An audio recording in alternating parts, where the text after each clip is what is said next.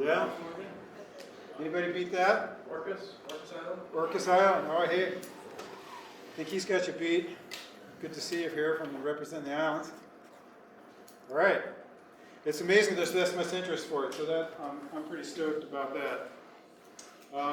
What I'd like to do for starters, I'm going to lead off. I'm going to do a little bit of just setting up the scene, okay? And we're going to get into some more specifics. So, climber safety panel. The whole idea behind this panel is interact. Get ideas out. We're going to just prime the pump with some things. We want to get it going both ways, and that's the whole key to that. And part of the reception, all that's an opportunity for that. We good? All right. So here's a climber that hasn't got as much experience as others, but she's definitely on the right track. Awesome.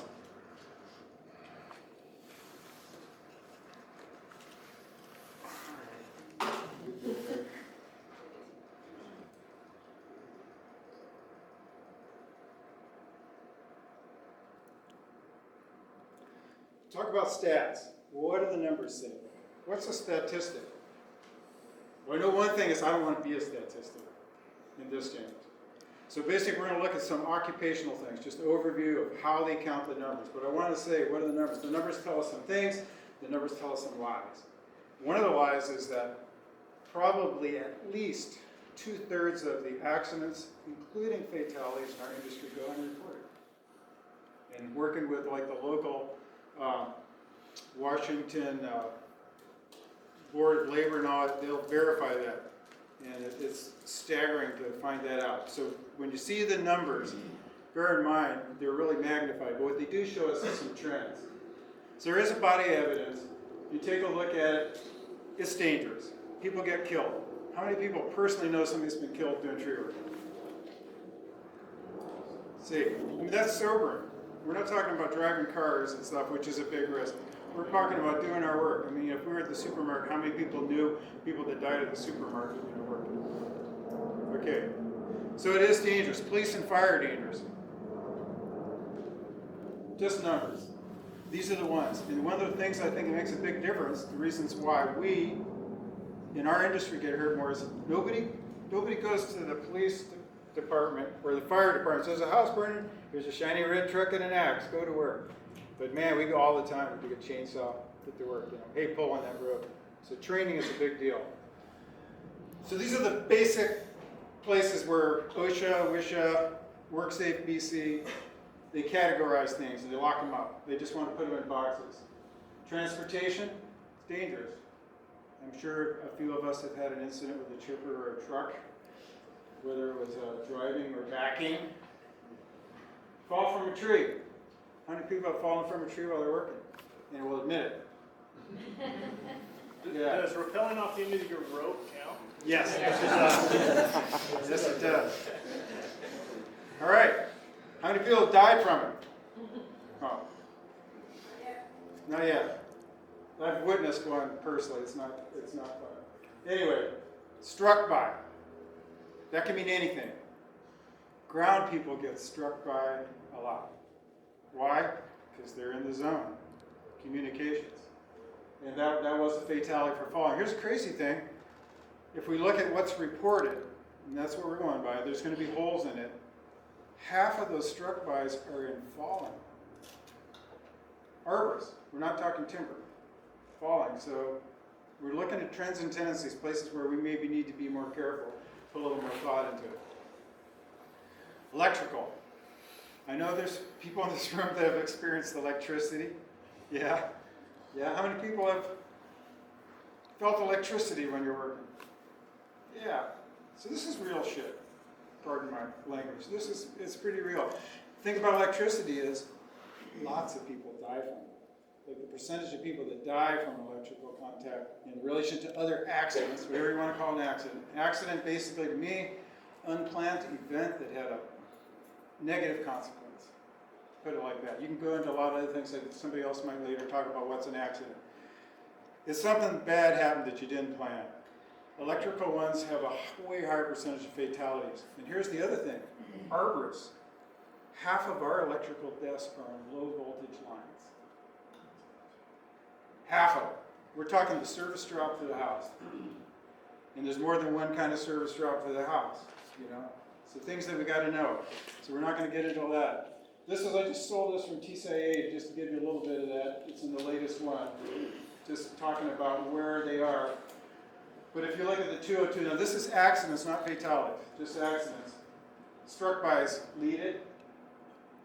Falls are second. Pretty close. Struck-bys and falls are pretty big. Now we're talking fatalities. These are deaths. This is from U.S. statistics. Struck-bys, once again, are up there. Falls are there. So the fatality and the accident, pretty parallel here. Not everybody dies, but that's where people are getting hit. Transportation, electrocution, right now. And you just look where they are. But there's things, you get the classic, you're struck by a branch, you're struck by a tree being felled, somebody drops a chainsaw out of a tree and like nails the ground down, kills them. Winch cables. Yeah, I kind of like that AM steel stuff. You know, not getting snapped by the steel. So that doesn't happen as much. Falls from tree. To me, this is interesting because people do fall from trees, people get killed. Some of them are tree failures. Climber not secured is usually how we hear about incidents. We're required by our ANSI, when we're using a chainsaw, we've got to be at 2 points at a time, right? A lot of them, one a few weeks ago in Portland, single point, accidentally cuts through, boom, to the ground. Little things, right? Little things, they're coming up. So that climbing system failure, whatever, cut their line. Man, that feels bad. Circumstances unknown. One thing I want to say, I've seen several since winches have come out on our chippers, you know, in the last 10 years, and we're using them a lot. Tree failures with a climber in it because they were winching over top with the chipper. Big time. You can't control it. I mean, nothing on the label says to do it. Whatever. Just throwing that out. There was a couple of really ones that hit home for me early on in the year where it just didn't have to happen. Didn't have to happen. So we fall from trees or palms. Aerial lifts. How many people run lifts? Yeah, just a few. And are you always secured to your bucket? Absolutely. Yeah, that's a good call. It's pretty hard to fall out unless the lift fails. Ladders. This is, to me, is the scariest thing around, but that's just me. Hardly any stories that have tree and ladder in the same sentence end well. So we're falling. Electrical contact. The main thing I want to point out here is like 50% of those are indirect contact. We didn't actually cut into this service drop. We didn't even grab it. We did an indirect contact. There's a lot of ways to do that, right? So we've got to be aware. These are places where it happens. I'm throwing this out because these are the really common ones that we want to just couch some of our discussion on. And something I really want to talk about, I've done tree work for basically 40 years, and I'm beat up from some things. Not from tree work as much as gravity sports and other things. But the thing that really takes our careers away, besides trauma, is these repetitive injuries. The twisting, lifting, the secateurs where you can't move your friggin' arm again because you've been like doing the small poonin and things. How many people have necks that don't like to look up anymore because of all the years you've looked up? So this is another thing, I just want to bring it out. When we're talking about climber safety and living long, you've got to think about the repetitive ergonomic type things. And there's so many tips that you learn. If I was talking to Will, we're talking about, you know, if you're smaller, you learn not to just goose things over when you're doing big removals. You can still do it. You learn techniques that save you. And try to learn those early. You really do. They end up their career ending. Repetitive stress injury is basically the same thing as the repetitive things. Trauma is that. Every time you have a near miss, this is from Aspen. They insure themselves. So this is what we want to talk about right now. And we're going to work about. You got to have the right attitude so you don't have unsafe acts. You don't have near misses. You don't go to the hospital. You don't end up with a fatality. Does that make sense? You got a sloppy attitude, you're going to get hurt. And we'll talk about that later in the discussion between each other. And you need your PPE. Get all excited about it. I'm sure everybody knows where the ANSI is. That's the baseline. For us, it's also in BC. WorkSafe BC is applying ANSI. Just the baseline for it. Simple. Who knows this? HOPE. Simple thing. Hazard, obstacle, planning, equipment. Hazard obstacle plan equipment. Do it for every job. How many people tailgate? Do you have a meeting before your job? Should you? Yeah, if you go into contract jobs a lot, you got a whole new crew, you really need to talk. I'm a big believer in doing that. You got to work through it. I won't do it without it. I use a form that I've developed over there that gets different things in. You know, you don't have to read it all, but the thing is, I use a form. As long as I go through that, the crew are probably covered. It'll have a rescue plan. It'll have the equipment that we want, and we're setting a good basis for getting her done. And you might end up like this guy, end up a statistic. All right, thanks. Thanks, James.